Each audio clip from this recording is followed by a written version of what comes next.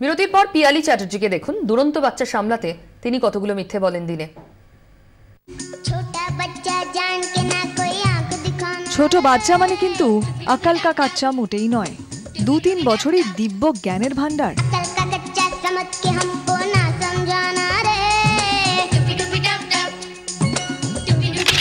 এই যেমন রাজবীর, 3 ছুঁই ছুঁই, সারাক্ষণ বাড়ি মাথায়, তার পেছনে ছুটতে ছুটতেই মায়ের দিন কাবার। তার উপর তো রয়েছে হাজারো বায়না, না বললেই মুশকিল, কেঁদে কেটে একসা করবেই করবে। খুদে সাইক্লোন সামলাতে গিয়ে তখন বাড়ির সবার আত্মারাম খাঁচা ছাড়া হওয়ার জোগাড়। এই অবস্থায় ভরসা একটাই, মিথ্যে প্রতিশ্রুতি।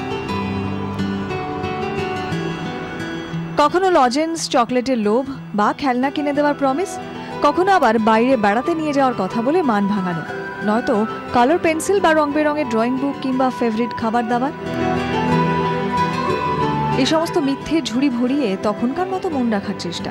খাওয়ানোর সময় তো একটু বলতে ডেফিনেটলি হয়, যখন লাস্ট দিকে আর খেতে চাইছে না তখন ইটস লাইক সন্ধেবেলা হয়তো বেড়াতে যাওয়ার প্ল্যান আছে বা যাদের ভালোবাসছে দাদা দিদি ওদের বাড়িতে যাব, আমি লাইক রাত্রে নিয়ে যাচ্ছি না, খেয়ে নাও তুমি, এইটা লাস্ট দলা, এটা নিয়ে নাও, তারপরে তোমাকে আমি নিয়ে যাব পাক্কা সন্ধ্যাবেলা। তো ইন রিটার্ন আসে পাক্কা নিয়ে যাবে, তো ডেফিনেটলি নিয়ে যাব, একটু তো ডেফিনেটলি বলতে হয় সেইগুলো। এখানেই বিপদ, বাচ্চা কিন্তু বুঝে যাচ্ছে সবটাই মিথ্যে।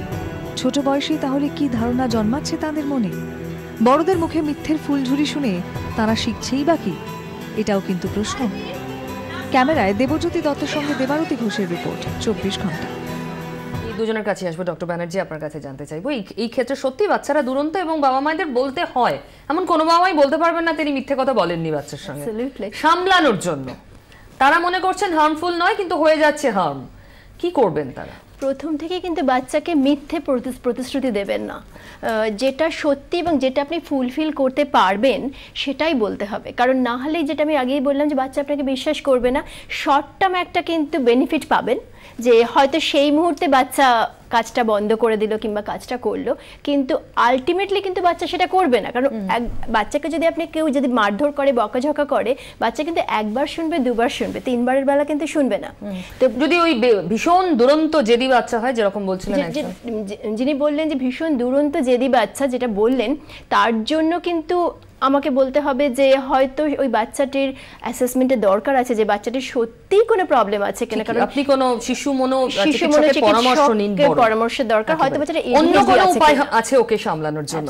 আমি ডক্টর লাহার কাছে জানতে চাইবো, এই যে বাচ্চাকে কিছু দিলে সে ইন রিটার্ন কিছু দেবে, এই একটা কোথাও ঘুষ দেওয়া, বাচ্চাকে ব্রাইব দেওয়া।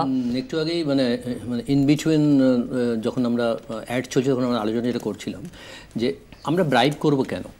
আজকে একটা ছোটো ব্রাইব হচ্ছে, পরবর্তীকালে সে আরও বড় কিছু অ্যাচিভ করার জন্য আরও বড় ব্রাইব করবে, তখন সেটা কোথায় গিয়ে দাঁড়াবে? দ্বিতীয় প্রশ্ন, আমরা ওকে ব্রাইব করবো কেন? ওকে আমরা বোঝাবো যে এই যে তোমার পড়াশোনা করে ফার্স্ট হওয়া কি ভালো রেজাল্ট করতে হবে, সেটা তোমার জন্য করতে হবে। আমরা বেশি দিন বেঁচে থাকবো না, আমরা তোমাকে সারা জীবন ক্যারি করে যাবো না। তুমি যদি ভালো রেজাল্ট করো, তোমার আখেরটা ভালো হবে, তোমার ভবিষ্যৎ ভালো হবে। So do it for your self. আমাদের জন্য ভালো করছো, তুমি আমাকে খুশি করছো, তোমাকে প্রাইজ দিতে হবে কেন? এটা তুমি নিজের জন্য করবে। 3 নম্বর, মা বলছে আমি শেষ দলাটা খেয়ে নাও।